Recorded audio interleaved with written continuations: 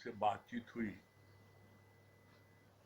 और हमने जब पूछा कि आजकल आप सत्संग में नहीं दिख रहे हैं, नहीं जुड़ रहे हैं, क्या बात है, तबीयत तो ठीक है?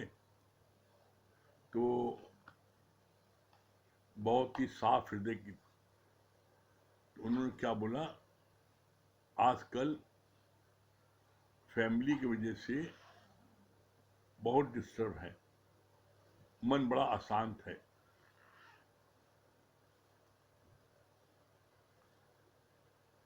तो हमने कहा आप सत्संग सुनिएगा, आपको सारा हल मिल जाएगा। तो इसके लिए गुरु जी ने क्या जवाब दिया? गुरु जी जवाब दिया इसके लिए कि मन अशांत है, तो गुरु जी ने बहुत अच्छा बोला, आप शांति को ढूंढने मत जाओ कि मन में शांति मिल जाए हमें, हम ऐसी जगह भाग के चले जाएं, घर छोड़ के चले जाएं। साथ में रह रहे हैं ना, इसलिए बड़ा मन अशांत है, प्रॉब्लम है। जहां पर चार बर्तन रहेंगे वहां पर खटपट तो होगी। आप घर के छोड़ के चले जाओ, जंगल छोड़ के जाओ, वहां शांति मिल जाएगी? गुरु ने क्या कहा है, कंगाल पने से जंजाल पना बहुत अच्छा है। कंगाल पना माने जंगल में जाकर रहना, जंजाल पना माने गृहस्थ में रहना। गृहस्थ में जरूर आपके हर व्यक्ति एक ही नेचर नहीं होते, किसी की नेचर कुछ है, किसी कुछ है, किसी कुछ स्वभाव है, तो आपस में टकराव होना स्वाभाविक है। लेकिन हम उसकी वजह से घर छोड़ के भाग जाएं, मन बड़ा अशांत है, फैमिली में बड़ा डिस्टर्बेंस चल रहा है, बिल्कुल सत्संग मन नहीं लग रहा है, तो गुरु जी ने बहुत सुंदर बोला, शांति के लिए दूसरे शहर, दूसरा मकान, दूसरे स्थान पर जाने की आवश्यकता नहीं है। आप अपने मन में अशांति क्यों है, अशांति का कारण ढूंढो। अशांति क्यों है? तो अशांति मन में सिर्फ तीन बातों से आती है। मन में अशांति का कारण सिर्फ तीन है। क्या? जर, जोरू, जमीन। जर माने धन दौलत, रुपया पैसा। जोरू माने स्त्री पत्नी, और जमीन। ये तीन लड़ाई के कारण है, और ये तीन में से कोई एक न एक कारण वो हर जगह होता है।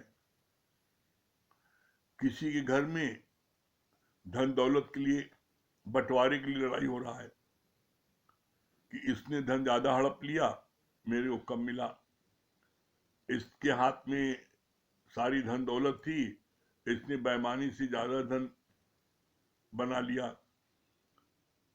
अपने नाम ज्यादा धन कर लिया, हम छोटे, हमको कम मिला। तो कभी मन में ये विचार करो कि कितना भी कोई धन कितना ले ले, आपके साथ अन्याय करे, कितना भी कोई आपका धन हड़प ले, लेकिन आपके भाग्य को कोई नहीं हड़प सकता। जितना आपके भाग्य में धन लिखा है, उतना धन आपको फिर कहीं न कहीं से मिल जाएगा। उतना धन आपको कहीं न कहीं से वो अरेंजमेंट हो जाएगा, और वो आपके को प्राप्त हो जाएगा। तो इसके लिए बोला, तुम धन के लिए परेशान हो रहे हो कि मेरा धन हड़प लिया उसने, मेरा उसने ये कर लिया है। तो बोला, वो धन वो कितना भी ले ले, तुम्हारा सारा हक मार ले,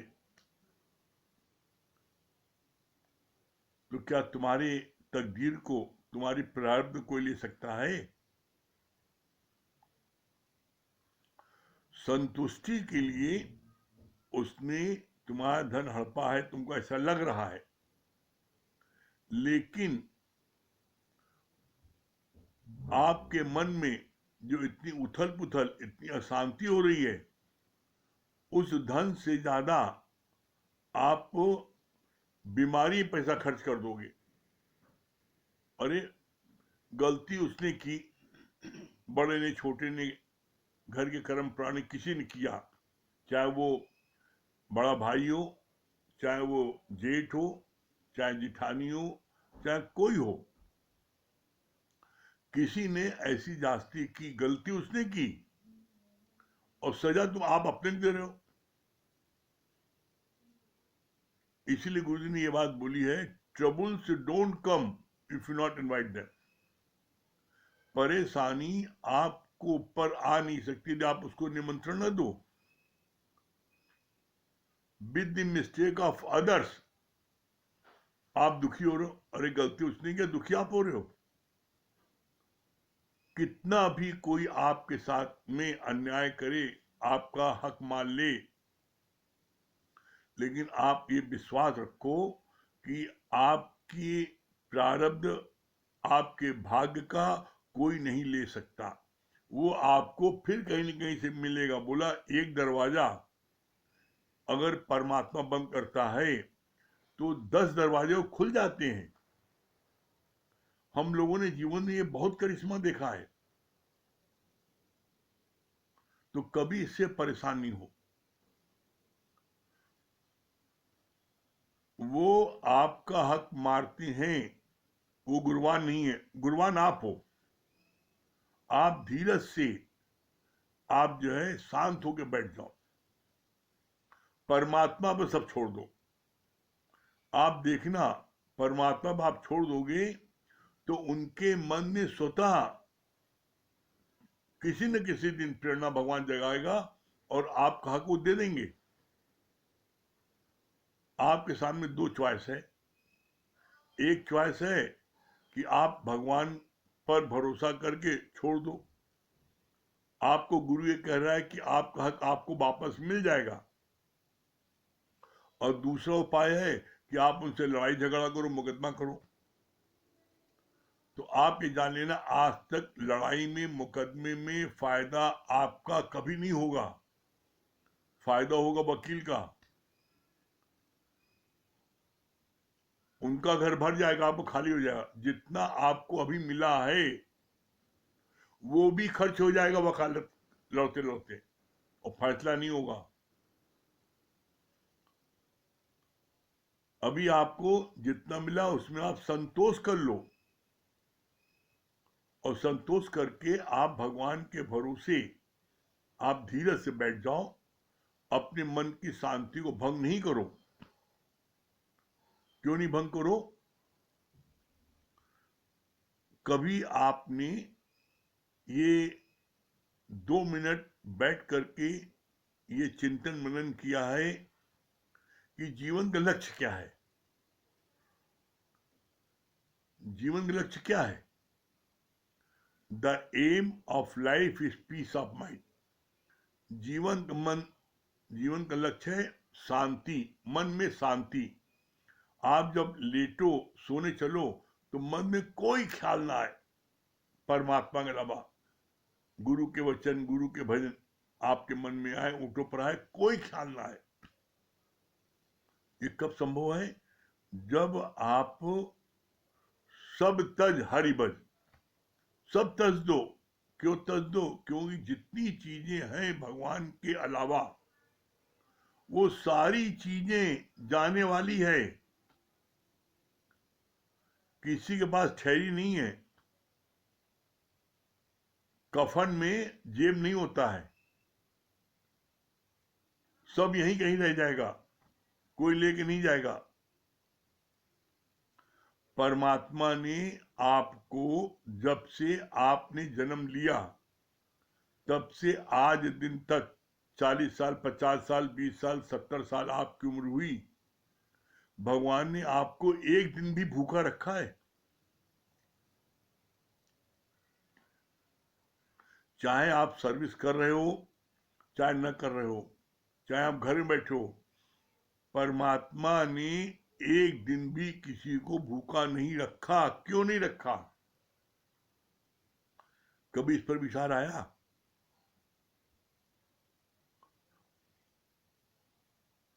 विष्णु भगवान के जिम्मेदारी है, उनका ये प्रण है कि जब तक सारे जीव को मैं भोजन नहीं करा दूंगा, मेरे मुख में अन्न का एक दाना नहीं जाएगा। ये बात विष्णु भगवान ने जब बताई लक्ष्मी को, तो औरतों अंदर बड़ी जल्दी शंका सुबह आ जाती है। तो उन्होंने विष्णु भगवान की परीक्षा ले ली, ये जो बोल रहे हैं सही बोल रहे हैं, झूठ बोल रहे हैं। उन्होंने क्या किया? उन्होंने एक चींटी को एक डिबिया में बंद कर दिया, और उसके बाद में विष्णु भगवान को खाना परोसा। वो आराम से उन्होंने खाना खा लिया। तो बोला आप बहुत झूठे हैं। कहा क्यों? कहा कल आपने कहा था कि जब तक सारे जीव प्राणियों को मैं भोजन नहीं दे देता और भोजन नहीं कर लेते, मेरे मुख में अन्न का एक दाना नहीं जाएगा।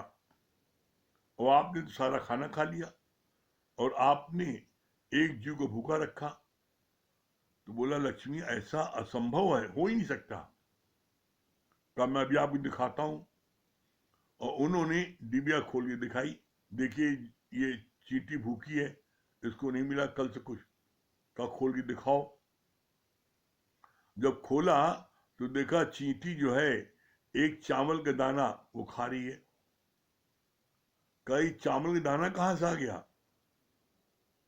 तब भगवान ने कहा लक्ष्मी, जिस समय आप डिबिया में इसको बंद करने जा रही थी, उसी समय मैंने आपके माथे में और रोली में जो चावल लगा था, मैंने उसको टपका दिया डिबिया में।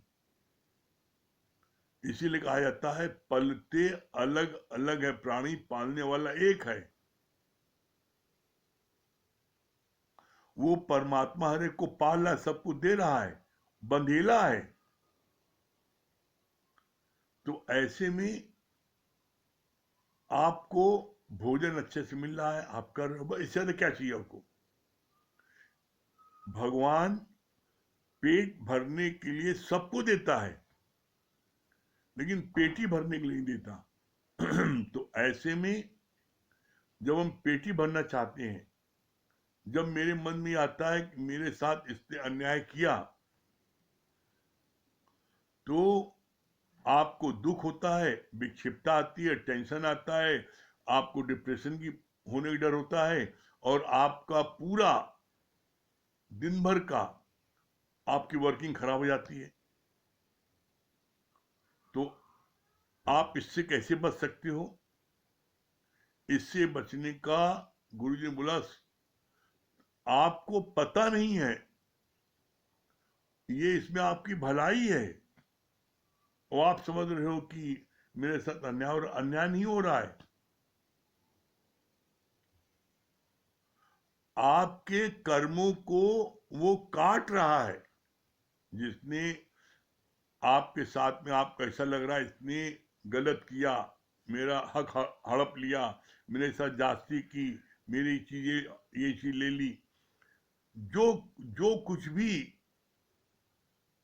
आप जिसको अन्याय समझते हो, वो अन्याय आपने कभी किसी न किसी जन्म में उसके साथ किया था। आज वो अपने कर्मों का हिसाब चुकता कर रहा है। जो बोगे सो काटोगे। हमें पिछले जन्म में मैंने क्या किया था हमें नहीं पता। गुरु ने क्या बोला? बिन भोगे छूटे नहीं कर्म गति बलवान। कर्मों की गति इतनी बलवान है कि बिना भोगे वो छूटती नहीं है। कैसे? इसका बहुत सुंदर गुरुजी ने उदाहरण पेश किया।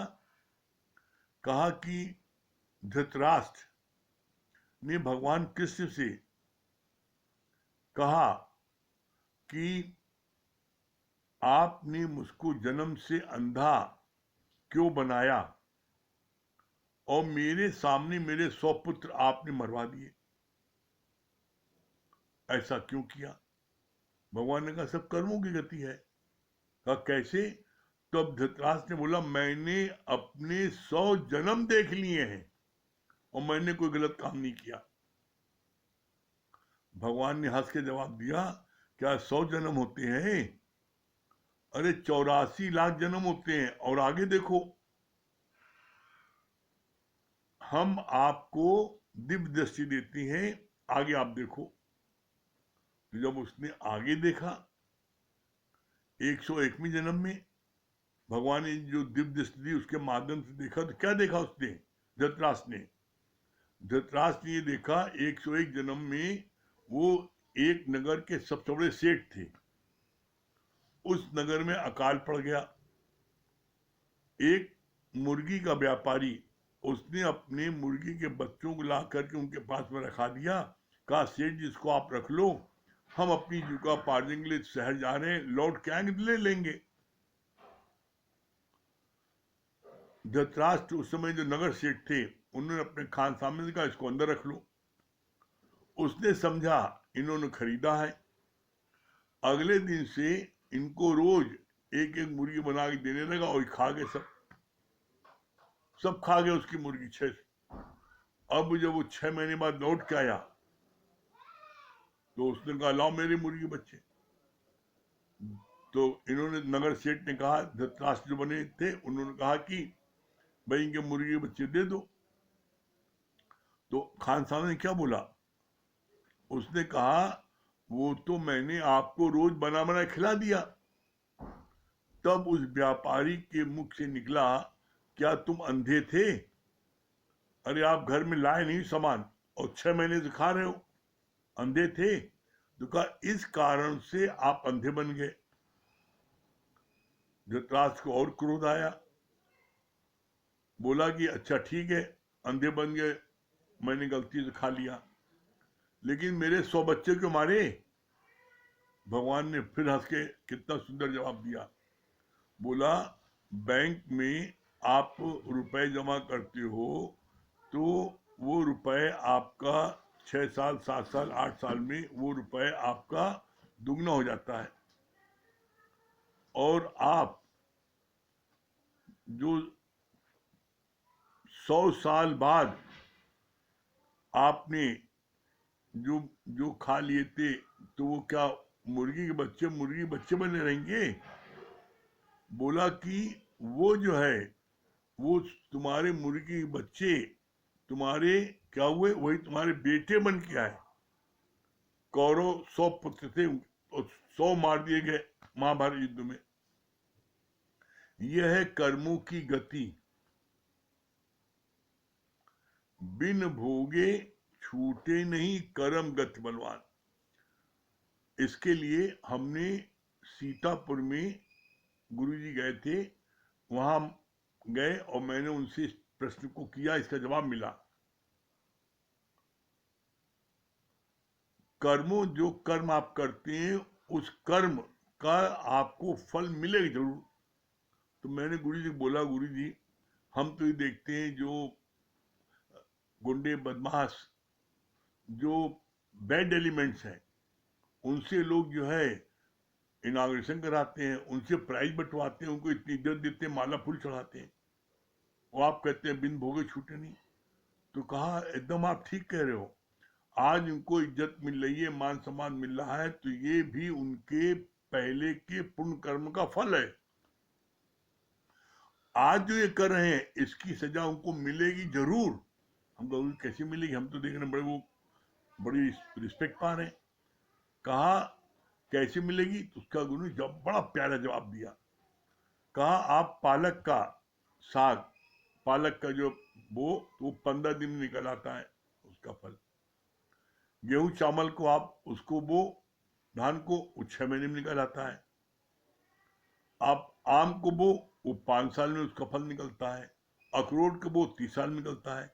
बोला जो बीज बोया है उसका फल निकलेगा जरूर। चाहे वो 15 दिन बाद निकल आए और चाहे वो 101 जन्म बाद निकले, जब तक सारे कर्मों का हिसाब बराबर नहीं होगा तब तक उस व्यक्ति को मुक्ति नहीं मिल सकती। ये फॉर्मूला है। जब बैलेंस नील हो जाएगा तभी मुक्ति मिल सकती है। इसीलिए आप देख लो, जितने साधु संत हैं, जितने भी आज देख लो, रामकृष्ण परमहंस देख लो, दादा भगवान देख लो, गीता भगवान देख लो, जितने संत हैं, इन लोगों को काफी, इन लोगों को बहुत अधिक कष्ट था। कोई संत ऐसा नहीं है जिसको कि कष्ट न हुआ हो। सारे संतों को कष्ट हुआ है। तो बोला जो उनको कष्ट हुआ है तो वो कष्ट उनके कर्मों के अनुसार उनको मिला। बिना वो कष्ट भोगे उनको मुक्ति नहीं मिल सकती, और उनको मुक्ति जन्म में मिलनी है। मुक्ति इस जन्म में उनको मिलनी है, तो कैसे मिलेगी? बोला उसकी मुक्ति मिलने का कारण सिर्फ एक है। कैसे मिलेगी? बोला कि जब उनका हिसाब बराबर हो जाएगा तब मुक्ति मिलेगी। तो इसके लिए भगवान कहने लगे, हिसाब बराबर कब होगा? उसका हिसाब बराबर कब होगा? जब जो जो कर्म करके आए हो उसका पूरा पूरा जब तक बैलेंस नहीं बराबर हो तब तक जो है तुम्हारे को कष्ट में आना पड़ेगा। लेकिन सबसे अच्छी बात क्या है? आप जब सत्संग में आ जाते हो तो आपको जो कर्म की सजा मिलती है वो आपको सजा लगती नहीं। क्यों नहीं लगती? क्योंकि आप गुरु के शुक्राने में डूबे रहते हो। इसीलिए बोलते हैं, ज्ञानी भोगे हंस के, अज्ञानी भोगे रोए। तो जो भी कर्म, और एक बात और आप ध्यान से समझ लो, आपका सगा भाई हो, सगा बेटा हो, पति हो, पत्नी हो, देवर हो, जेठ हो, जेठानी, कोई भी हो, जो आपको भी मिले हैं, वो कर्म प्राणी आपके हैं। कर्म प्राणी को बोला जाता है, कर्म प्राणी ये बोला जाता है इसलिए क्योंकि उनके साथ में ही आपके कर्म हैं और उन्हीं के साथ में आपको अपने कर्मों को काटना है। आप ये सोचो कि हम इनको छोड़ के भाग जाएं, भाग जाओ, कोई बात नहीं है, लेकिन तुम्हें उनके कारण फिर जन्म लेना पड़ेगा। आपको फिर जन्म मरण के चक्कर में आना पड़ेगा, मुक्ति नहीं मिल सकती।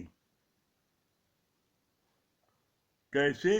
इसके लिए भगवान ने और अच्छा बोला जैसे किसी व्यक्ति को जेल हो जाता है, सजा हो जाती है, और वो जेल से भाग जाए तो पकड़ा जाएगा तो उसको डबल सजा मिलती है।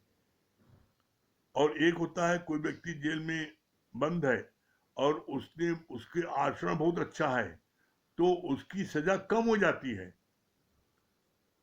इसी तरीके से जो मेरे कर्म प्राणी हैं, मेरे को उनका एक लेश मात्र भी मुझको बुरा नहीं लगेगा, मुझको उनकी बात खराब नहीं लगेगी। कब? जब हम उनका शुक्राना मानेंगे। शुक्राना कैसे मानेंगे? लाख लाख शुक्राना है मेरे देवर का, मेरे जेठ का, मेरी जेठानी का, जो मेरे कर्म काट रहे हैं। ये कर्म मैंने किसी जन्म में धृतराष्ट्र ने 101 जन्म पहले किया था, मैंने कभी किसी जन्म में उनके साथ किया होगा, हम याद नहीं है। तो आज वो मेरे कर्म को काट रहे हैं तो मेरे लिए वो उपकार कर रहे हैं ना। अगर न काटेंगे तो इन कर्मों को भोगने के लिए हमें फिर अगला जन्म लेना पड़ेगा। इसका बहुत सुंदर हम लोगों ने देखा प्रैक्टिकल में। एक महिला को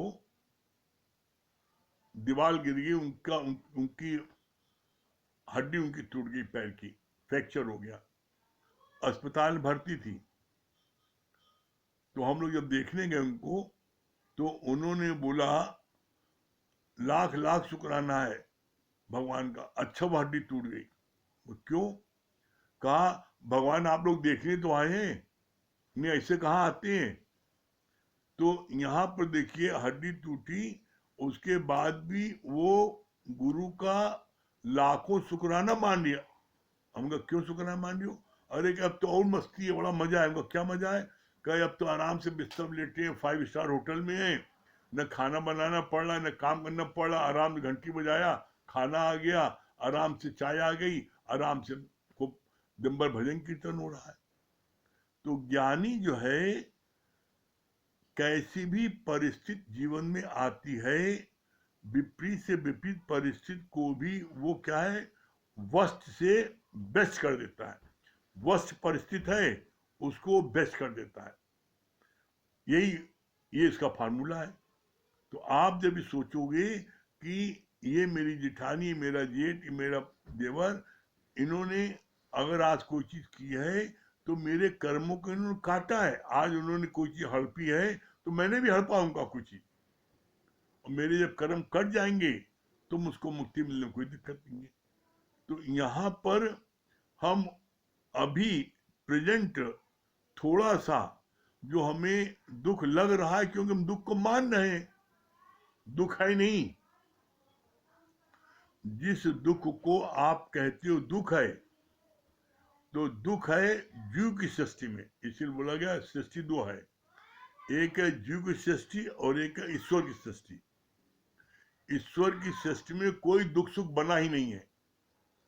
जीव की सृष्टि में जो बात हमको पसंद नहीं है, जो बात मेरे स्वभाव के विपरीत है, हमें दुखी करती है। तो यहां पर भगवान ने बोला कि तुम दुखी होते हो अपने स्वभाव के कारण, दुख बना नहीं है संसार में। कैसे? बड़ा सुंदर गुरु ने इसका उदाहरण पेश किया। ईश्वर सृष्टि में कोई दुख सुख नहीं है, जीव की सृष्टि में दुख सुख है। कैसे?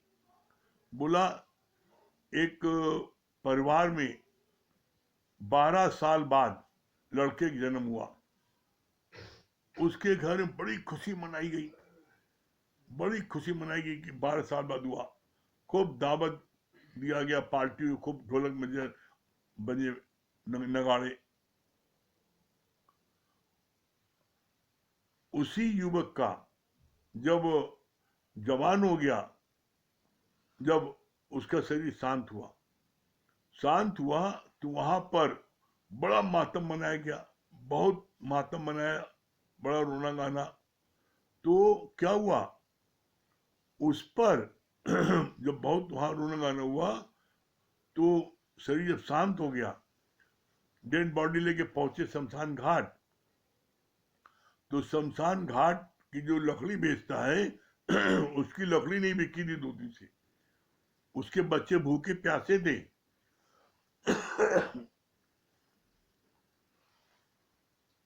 उसके लड़के बच्चे भूखे प्यासे थे, कुछ खाना पीना नहीं खाए थे, क्योंकि कोई आमदनी और दूसरा साधन नहीं था।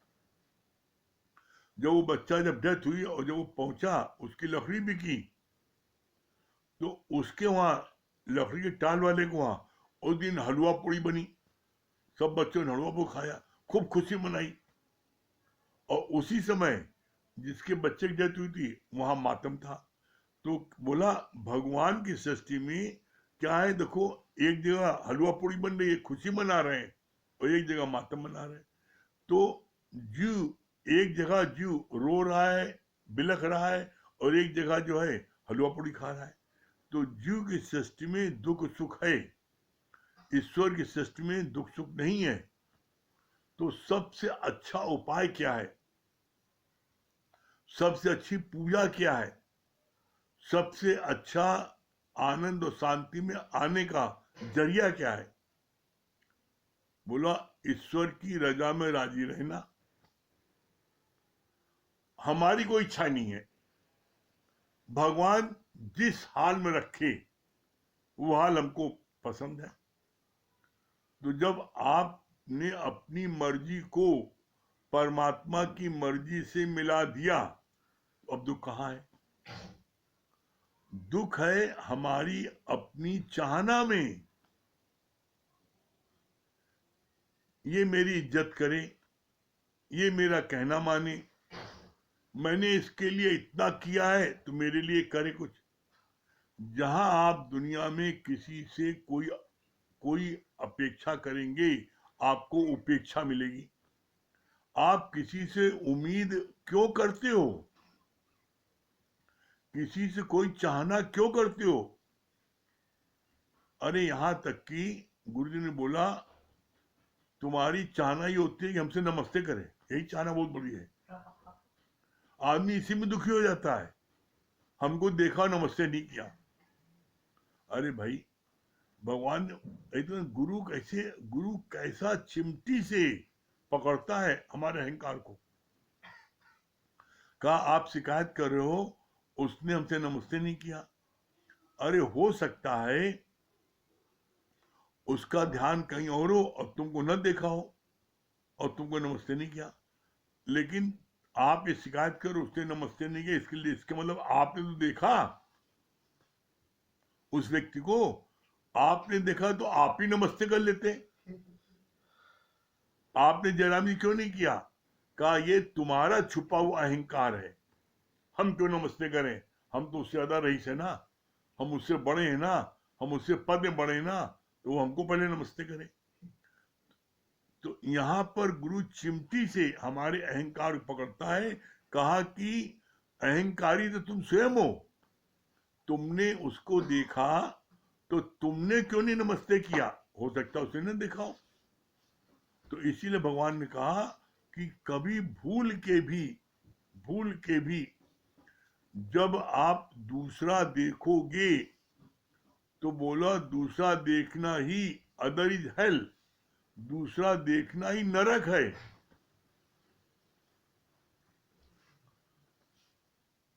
आप हर एक में अपना आप देखो और सत्यता यही है। इधर भी भगवान है, उधर भी भगवान है। आप उसको अपना दुश्मन मान रहे हो, दुश्मन नहीं है वो कर्म प्राणी है, तो वो आपके कर्मों को काट रहा है, खत्म। भाई वही आप देख लो, वही देवर, वही जिठानी, वही भाई, वही सिस्टर, वही भाई आपके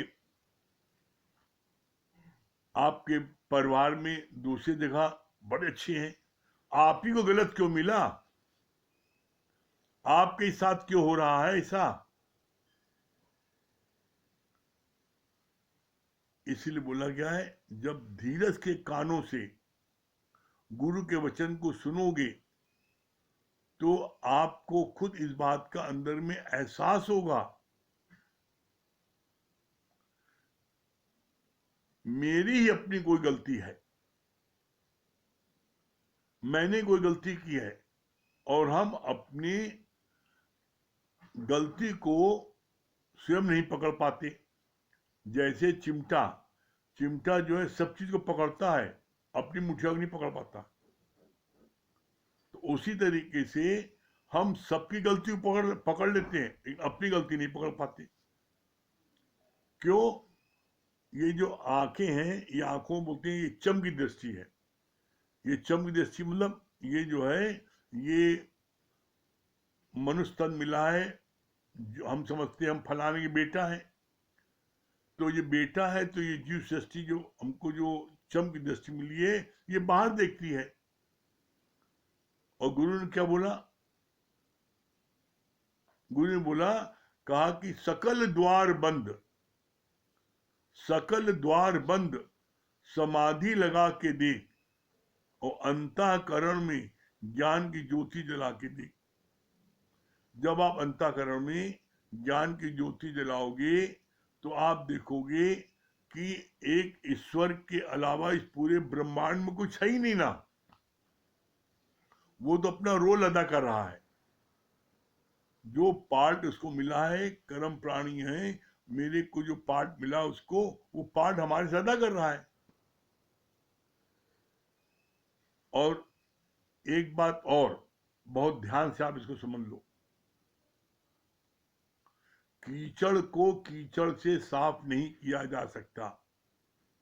कितना भी कोई आपका विरोधी हो, कोई आपका दुश्मन हो, आपको नुकसान पहुंचा रहा है, आपसे जेलसी रख रहा है, आपकी बुराई कर रहा है, निंदा कर रहा है, कितना भी कर रहा है, उसके बावजूद आपको गुरु मिला है। आप उसकी हर समय प्रशंसा करो, उसको हर समय शुभ, उसको वाइब्रेशंस दो, अच्छे वाइब्रेशंस दो। नहीं, किसी कारण से ऐसा हो रहा है, लेकिन हम अपने अंदर में उसके प्रति अच्छा भाव रखेंगे, इसका परिणाम क्या होगा? आप अच्छा भाव रखोगे तो आपके मन में शांति मिलेगी, आपको साउंड स्लीप आएगी। अगर वो गलत भाव रखेगा, जेलसी रखेगा, तो उसकी नींद फिटेगी, आपकी नींद नहीं फिटेगी। लेकिन अगर आप भी जेलसी का भाव रखोगे, आप भी बदला लेने की भावना रखोगे, तो फिर आपका भी मन अशांत रहेगा, और आपको अशांत मन जो होता है उसको साउंड स्लिप नहीं आ सकती। हमें गुरु मिला है, हम गुरु के बच्चे हैं, हम गुरु कहना मानते हैं, कुछ भी करे। कितना अच्छा भगवान ने इसके लिए उदाहरण पेश किया, कितनी बढ़िया बात बोला। जहरीला सांप राजा को, उसने कहा था मैं तुमको काटने आऊंगा फला दिन। राजा जो है ज्ञानवान था, उसने पूछा अपने पंडितों क्या करें, कहा कुछ नहीं, काटने आएगा, आप उसका खूब आदर सत्कार करो। क्या किया राजा ने? राजा ने जो सांप जहां रहता था उस स्थान से लेकर के अपने राजमहल तक गुलाब की पंखुड़ियां बिछा दी पूरे रास्ते, और पूरे रास्ते उसने जगह जगह पर कुछ कुछ दूरी पर उसने दूध का कटोरा रखा दिया। जब सांप निकला उसको काटने के लिए राजा को अपने घर से, तो रास्ते भर उसको मखमल जैसी सड़कें, गुलाब कुछ पे चल रहा था, बड़ा आनंद मिल रहा था, जगह जगह दूध पीने को मिल रहा था। तो उसके मन में जो विद्वेष की भावना थी, बदला लेने की भावना, इसको मैं काटूंगा, आज मारूंगा, राजा के महल पहुंचते पहुंचते उसका हृदय परिवर्तित हो गया। अरे, मैं जिस राजा को काटने जा रहा हूं, मारने जा रहा हूं, वो राजा मेरे घर से लेकर अपने महल तक उसने जो है, उसने गुलाबों की पंखुड़ियां बिछा दी, मखमल, कितना हमको आराम मिलाने में, रास्ते में उसने हमारे लिए दूध का प्रबंध किया। वो कितना राजा, कितना दयालु है, कितना हितैषी है। मैं उसको मारने जा रहा हूं, मैं उसको काटने जा रहा हूं, उसको पता है, और उसके बाद भी वो मेरा इतना खातिर कर रहा है, मेरा इतना आदर कर रहा है, मेरा इतना सम्मान कर रहा है। आखिर में राजा के महल पहुंचते पहुंचते उसका हृदय परिवर्तित हो गया। नहीं, हमसे बड़ा नीच कौन है कि मैं उसको काटने जा रहा हूं, माने, और मेरे लिए उसने इतना सत्कार किया। तभी भगवान ने बोला, प्रेम एक ऐसा एसिड है कि वो जो है उससे कुछ भी रख दो, वो राख हो, खाक हो जाएगा। प्रेम के अलावा आप बदला लेने की कोशिश करोगे, तो बोला इसमें एक खानदानी दुश्मनी चलती आ रही। देखो आप कितने परिवार में, पता लगा 21 कुल से खानदानी दुश्मनी चली आ रही है, उनका आदमी मारा, फिर उनका आदमी मारा, उनका आदमी मारा, एक दूसरे को मार काट रहे हैं। क्या दुश्मनी खत्म हुई? तभी गुरु ने बोला, कीचड़ को कीचड़ से साफ नहीं किया जा सकता। अगर कीचड़ आपके दरवाजे पर किसी ने डाला है एक बाल्टी, और आपने उसके दरवाजे पे 2 बाल्टी कीचड़ डाल दिया, तो क्या आपके दरवाजे पे जो एक बाल्टी कीचड़ है वो साफ हो गई? साफ नहीं हुई। अरे, एक बाल्टी की जो कीचड़ की बदबू तो आपके दरवाजे आ ही रही थी, और उसका मकान आपके मकान के सामने है, आपने 2 बाल्टी कीचड़ डाला, तो क्या उसकी बदबू ने आपके घर नहीं आएगी? तो डबल बदबू आएगी ना। और इसके लिए दूसरा उपाय क्या है कि आपके दरवाजे उसने एक बाल्टी कीचड़ डाला, आपने 2 बाल्टी पानी डाल दिया, बहा दिया, तो न बदबू आपको लगी न उसको लगी। और वो कैदिंग करेगा, कैदिंग करेगा, करने दो उसको। एक दिन वो स्वतः आपके चरणों में गिरेगा। कैसे? बोला, कितनी सुंदर बात बताई भगवान ने। कहा कि संत बड़े परमार्थी, जाको शीतल अंग, और तपत बुझाए औरों की दे दे अपना रंग। एक संत ने देखा कि एक बिच्छू जो है वो पहाड़ से पानी में गिरा और डूब रहा है। तो संत को दया आई, इसको इसको बाहर निकाल दे पानी के। तो चुल्लू में भर करके, पानी में उसको भर के एक चुल्लू में उसको बाहर फेंकने लगा। तो जैसे चुल्लू भरे, वो उसको डंक मार दे। जब डंक मार दे तो बार बार पानी से निकालने की कोशिश करे, बार बार डंक मारे बिच्छू उसको। पास में लड़के बच्चे नहा रहे थे, उन्होंने कहा, पंडित जी, अरे आप पगला गए क्या है? अरे आपको डंक मारे बार बार, आप निकालने, अरे मरने दिए इसको। तब संत का जवाब सुनने लायक था। तब संत ने क्या कहा? कहा, भैया, वो जानवर होकर के अपने स्वभाव को नहीं बदल रहा है। अरे बिच्छू को काम डंक मारना स्वभाव है, और मैं संत होकर के अपना स्वभाव बदल दूं? आखिर में उन्होंने चुल्लू में पानी लिया और झटके से बाहर फेंका, वो बच गया, उसकी जान बच गई। तो बोला, देखो उसकी जान बची ना, वो संत अपने प्रयत्न में सफल हुआ नहीं हुआ? बोला, इसी तरीके से आप भी शुद्ध वाइब्रेशन देते जाओ। एक दिन आपके शुद्ध वाइब्रेशन असर करेंगे और वो आपके आगे नतमस्तक होगा।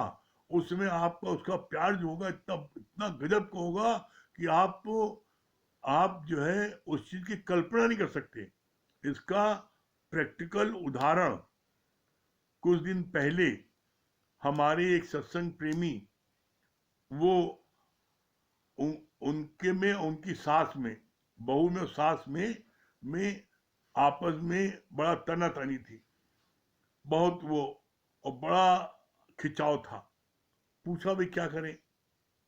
अरे भाई, हम लोगों ने बोला, भाई तुम बहू हो, छोटी हो, तुम सास की जाके चरण छू लो, माफी मांग लो कि अम्मा हमसे कोई गलती हो, माफ कर दो, हमारे से आप कुछ नाराज क्यों लग रही हो? आप छोटे हो, आप मान लो, क्या दिक्कत उसमें? कितने समय से बोलचाल नहीं थी, आपस में टकराव, तो एक दूसरे को देख करके मुंह बितकाना, एक दूसरे को देख के हट जाना, कितना टेंशन था। जब कहना मांग करके चरण छुआ और बोला कि अम्मा हमसे कोई गलती तो माफ करो, हमने कोई गलती जान नहीं की, हमारी कोई गलती हो हमको आप बताओ। अम्मा ने गले लगा के दोनों फूट फूट कर रोए। कहीं नहीं बेटा, तुमसे कोई गलती नहीं बेटा, हमारी गलती, हम तुमको प्यार नहीं कर पा रहे। तो बात कुछ नहीं होती, बात कुछ नहीं होती, सिर्फ गलत फहमी रहती है। और गलत फहमी क्या होती है? दिन ब दिन बढ़ती आती है। तो गलत फहमी क्या है, उसको दूर करने के लिए आप आगे बढ़ करके प्यार कर लो। आगे बढ़ के प्यार करोगे, आप देखोगे कि जो मन में आपको आनंद मिल रहा है, जो शांति मिल रही है, जिसको बोलते हैं एवर लास्टिंग हैप्पीनेस, जब आपका कोई दुश्मन है ही नहीं, तो मन कहाँ जाएगा? परमात्मा उसमें लगा, और जब परमात्मा में लगेगा तो आपको आनंद आएगा। आप करके देखो, ये बात अपने हम जीवन के अनुभव से कह रहे हैं। इसके लिए गुरुजी ने प्रमाण दिया। कहा, क्या प्रमाण दिया? कहा, तुम आज आप देखो, मोबाइल में कोई मैसेज भेजते हो अपने किसी मित्र को, और मित्र को जो मैसेज भेजते हो उसका मोबाइल का मैसेज कॉलम पूरा भरा है, और उस समय वो रिसीव नहीं कर पाता है। तो आपने जो मैसेज भेजा है वो क्या होता है? वो खराब थोड़ी होता है। वो मैसेज आपका आकाश में, वायुमंडल में घूमता रहता है, और तब तक घूमता रहता है जब तक कि उसका बॉक्स खाली ना हो जाए। जैसे ही उसका मैसेज का बॉक्स खाली होता है, तुरंत से उसमें घुस जाता है। तो बोलो, एक मोबाइल में भेजा वो मैसेज वो पहुंच जाता है उसके तक, और आपका हृदय से भेजा वो मैसेज नहीं पहुंचेगा। निश्चित पहुंचेगा। और जब उसके मैसेज पहुंचेगा तो धीरे धीरे धीरे धीरे वो चीजें उसका वो समाप्त होगा और प्यार का वाइब्रेशन पैदा होगा। तो फिर क्या होगा, तब आप कहोगे कि अपने जीवन में परिवर्तन को देखकर गुरु के ज्ञान पर क्यों हुआ। करके देखो, आप आनंद न मिले तब कहना, निश्चित आनंद मिलेगा। हाँ नीलू जी।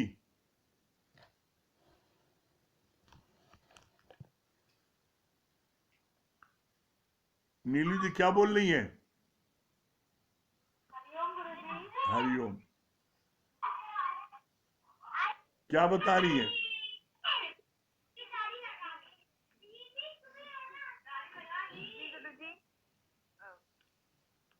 हरिओम गुरुजी, बहुत हरिओम। अच्छा लगा गुरुजी। अभी आपने बताया, सच बात है, माफ करने में जो मतलब अपने अपनी गलती, आज ज्ञान हमने सुना है तो झुकना मुड़ना हमें स्वयं है। और जो है अभी आपने बहुत अच्छा बताया कि जो सर्प वाली बात, कि राजा जानते थे कि वो जो है सांप डसने आए, लेकिन फिर भी उसे दूध पिला के फूलों की बारिश करते हुए, तो ऑटोमेटिक एक समय आया कि जब डसने के लिए बैठा तो मन परिवर्तित हो गया। तो जो है इसका तात्पर्य ये निकलता है कि सबसे प्रेम करें, और जो भी हमारे विपरीत चल रहा है वो हमारे कर्म प्राणी है, और कर्म ना बनाए, और उनके साथ अच्छा व्यवहार प्रेम से और अच्छी वाइब्रेशन मिलते जाए, तो ऑटोमेटिक सब अच्छा ही होगा। हाँ बहुत सुंदर बहुत भजन अच्छा लगा सुनाइए, गुरु जी। नीलू जी भजन जी सुनाइए। गुरु जी। जी गुरु जी। दादा के ज्ञान में वो शक्ति है, वही दर्पण को साफ करता है। दादा ने बीज जो लगाए हैं, आज उनसे ही फल निकलता है।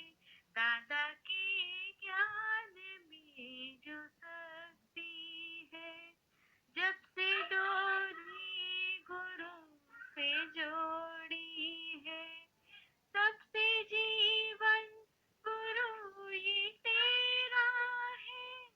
जब से डोरी गुरु से जोड़ी है, तब से जीवन गुरु ये तेरा है।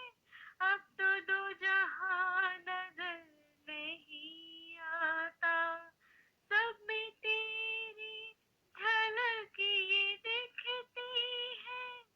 अब तो दो जहां नजर नहीं आता, सब में तेरी झलक ये दिखती है। दादा के ज्ञान में जो शक्ति है, वही दर्पण को साफ करती है।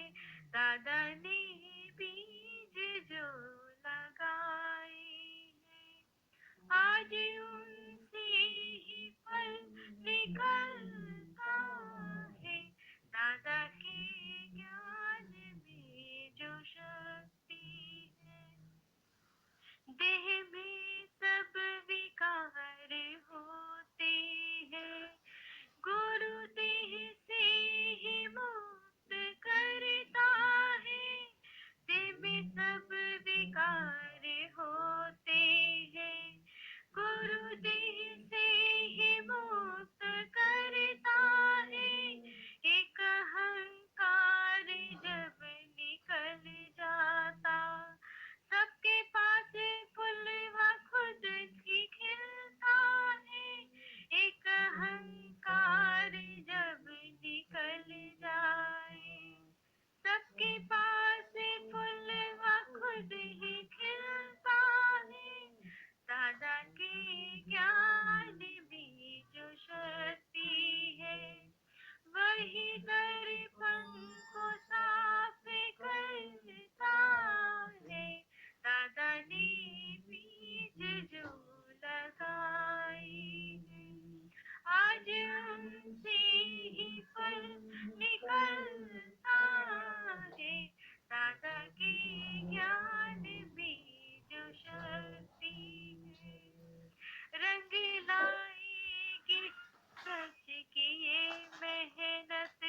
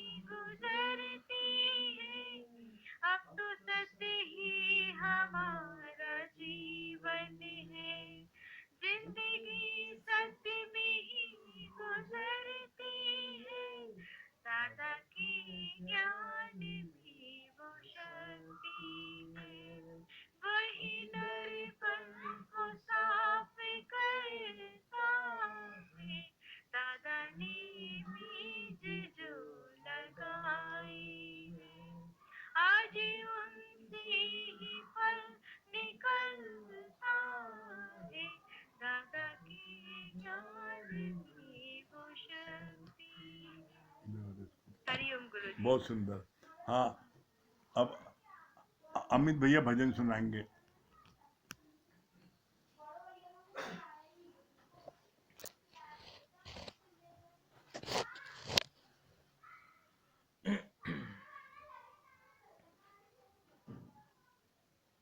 ये रथ मेरा मैं राजा हूँ, बड़ी शान से जीवन सैर करूं।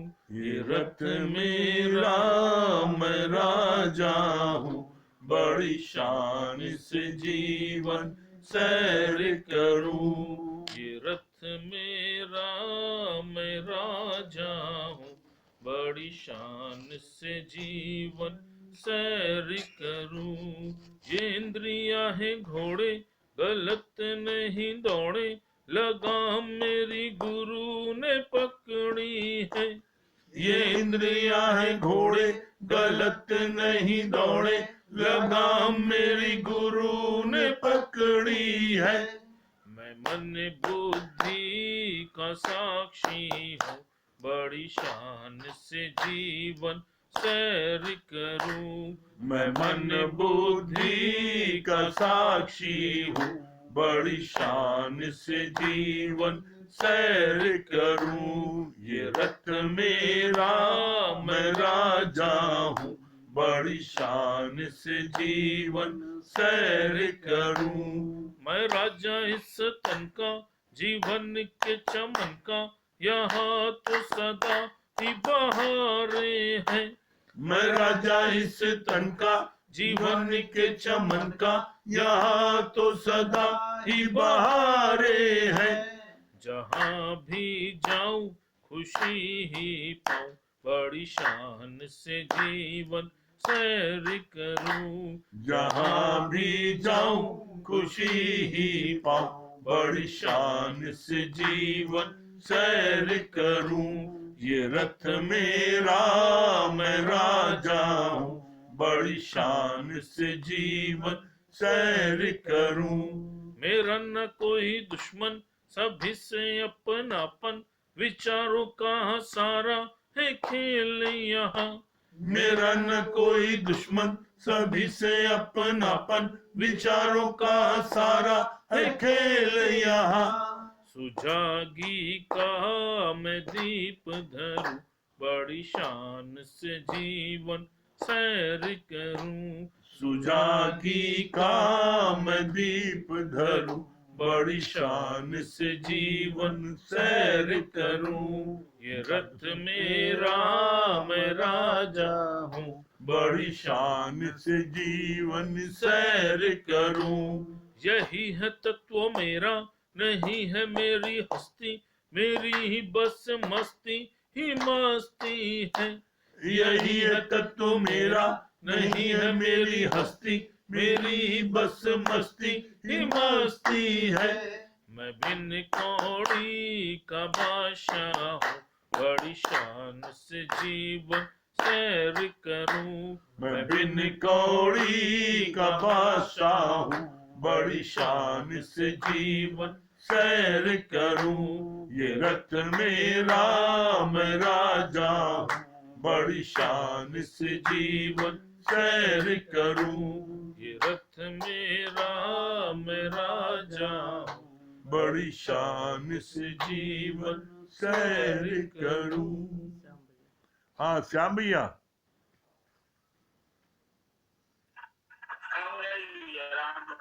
राम राम श्याम भैया, राम राम भैया। क्या बता रहे हैं श्याम भैया? बहुत अच्छी बात आपने बताई कि कर्मों से कोई बच नहीं सकता। हाँ, चाहे जितना दिन बीत जाए, लेकिन वो कर्म उसका पीछा नहीं छोड़ा सकता। चाहे आपने उदाहरण दिया कि 101 वर्ष बाद भी, 101 जन्म के बाद भी धृतराज को उसके कर्म का फल मिला, लेकिन जो इस दर पे आकर बैठ जाता है, गुरु का शुक्राना मानने लगता है।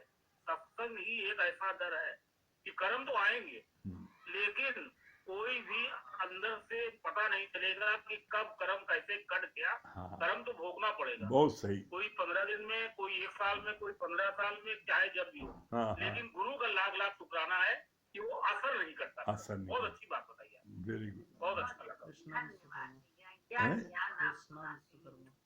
सबको विश्वकर्मा जी, कृष्णा। कृष्णा विश्वकर्मा जी, कृष्णा विश्वकर्मा जी।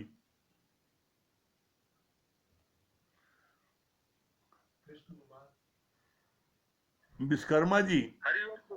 हाँ हरिओम। हाँ क्या बोल रहे हैं भैया विश्वकर्मा जी? जो बताया कि चिमटा जो है दूसरी चीज को पकड़ता है लेकिन अपनी मुट्ठी को नहीं पकड़ता, ये चीज हमें बहुत अच्छा लगा। और दूसरी चीज आपने सांप का जो बताया कि सांप जो है राजा को डसना चाहता था, लेकिन राजा ने सांप के लिए पूरे महल में गुलाब का पंखुड़ी बिछा दिया और जगह जगह पे दूध का कटोरा रखवा दिया। तो वो जो है उसी में मस्त हो गया और वो उसके मन में एक भाव आया कि हमको ऐसा नहीं करना चाहिए। ये चीज बहुत अच्छा लगा। हाँ मीना गुप्ता जी, हरिओम भैया। हरिओम। हरि हाँ, बहुत अच्छा लगा और बहुत सुख मिलता है बैठने से। और ईश्वर की सृष्टि में दुख नहीं है, जीव की सृष्टि में दुख है। अगर मेरा मन, अपने मन से हम दुखी होते हैं। हाँ बहुत सुंदर, ये बहुत अच्छा। बहुत सुंदर। राकेश भैया। हाँ राकेश भैया। हाँ प्रणाम भैया। प्रणाम। हाँ क्या बता रहे राकेश भाई? पहले तो हमको अमित भैया का भजन बड़ा अच्छा लगा। आज बहुत दिन बाद जो है अमित भैया का ये वाला भजन जो है सुनना हाँ बड़ा अच्छा लगा हमको। हाँ हाँ, और सही बात है कि जो अभी श्याम भैया ने बताया कि जो भी कर्म का हम लोग को हिसाब किताब है, जो भी कर्म का हिसाब किताब है वो तो हमको काटना पड़ेगा। हाँ लेकिन जब हम गुरु के शरण में आ जाते हैं हाँ तो गुरु उसको बड़े हल्के से जो है निकाल देता है। हाँ सही बात है, बहुत सुंदर। मिनी मालवीय। हाँ मिनी मालविया जी। हाँ भैया प्रणाम। आप आ हाँ गए भैया? हाँ प्रणाम। हाँ आ रही आवाज। हाँ आ रही है। हाँ बताइए। हाँ भैया बहुत अच्छा लगा कि आपने ये कहा ना कि प्रेम से सबको जीता जा सकता है, कि बिल्कुल सही बात है। यदि हम सबसे प्रेम करेंगे तो सच में हम सभी को बहुत ही खुशी मिलती है भैया। जैसे हमने सत्संग में आए हैं और सच में हमको जो ज्ञान यहाँ से प्राप्त हुआ है वो सही बात है भैया। सबसे बड़ी बात कि अहंकार यहाँ आके टूट गया। जैसे मन में कुछ थोड़ा इधर उधर की बातें आती थी, गुरु आपकी शरण में आए तो हम तो धन्य हो गए भैया। धन्य हो गए और बहुत अच्छा है। सब लोग तारीफ भी करती भैया, हाँ सभी लोग ये बात कहते हैं हाँ कि नहीं वो जगह बहुत अच्छी है जाने का। मेरा भाई है वो भी तारीफ कर रहा था कि सच में वो जगह बहुत ही अच्छी है। राम प्रकाश। हाँ आपकी सब लोग तारीफ हाँ, करते हैं, राम सब प्रकाश फोटो भैया दिखाते हैं, बहुत सुंदर। सब लोग कहते हैं भैया ही बहुत अच्छे हैं। जी भैया प्रणाम भैया। प्रणाम। हाँ राम प्रकाश भैया। हरिओम भैया।